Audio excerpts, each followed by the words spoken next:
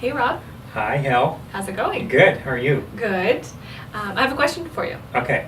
Fire away. So we've had a couple customers coming in lately Right. looking for new shoes, but they really don't know where to start. Where to start? Yeah. So do you have any recommendations or suggestions when looking to buy a new shoe? Yeah. So we've got a bit of a checklist that we go through, and we have like 5 points or questions that we work through Okay. to help figure out what may be the best shoe or shoes for that particular person. Okay. So the first one is, how are you going to use the shoe? So are you going to be running or walking or hiking, and are you going to be on like a hard packed trail, for example, or are you going to be in muddy conditions? Are you going to be on rocky surfaces? So these kinds of things influence the type of shoe, because it's going to have an impact on the stability that you need, the support. Maybe you need, if you're going to be running in wet conditions, you're going to look for something that's got waterproofing. Right. And if you're going to be on like technical trails, you might want more stability. Mm-hmm.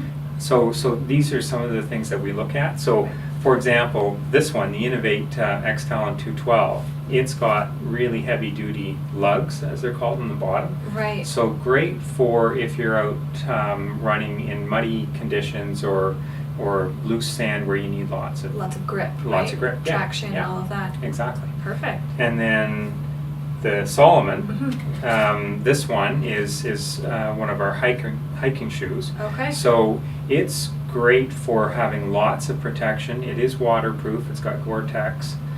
It's got great protection on the toes, lots of stability, lots of support, but it's a little heavier. Right. Looks like that would be good kind of more like for like an all-terrain hiker shoe. Yeah, absolutely. It's Yeah. great for that. Yeah. Perfect. Yeah. So that's our first question. Okay.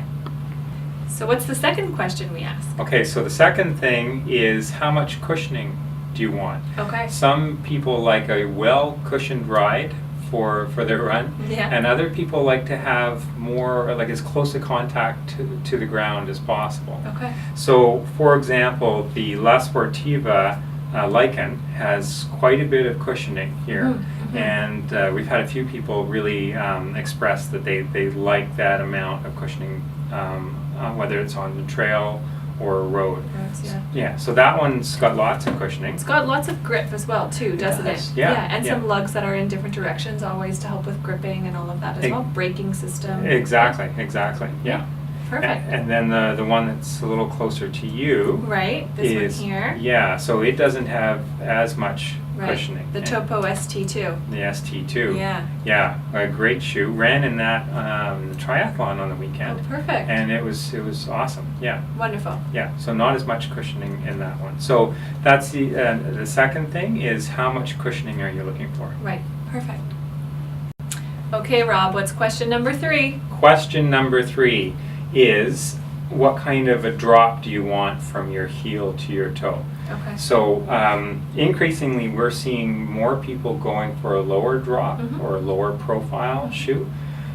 So for example, the Topo Terra Venture has a 3mm drop. It's a trail running shoe as well, but it has a lower drop than some of the other ones. Like the Solomon, the Speedcross 4 has a 10mm drop from Okay. heel to toe. Okay. So they're both trail shoes, and they both give you good traction, and they're pretty durable on a variety of different trails. Mhm.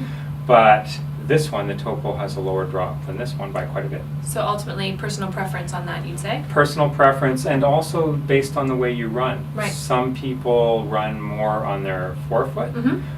and so they find the lower drop shoe works better for them. Perfect.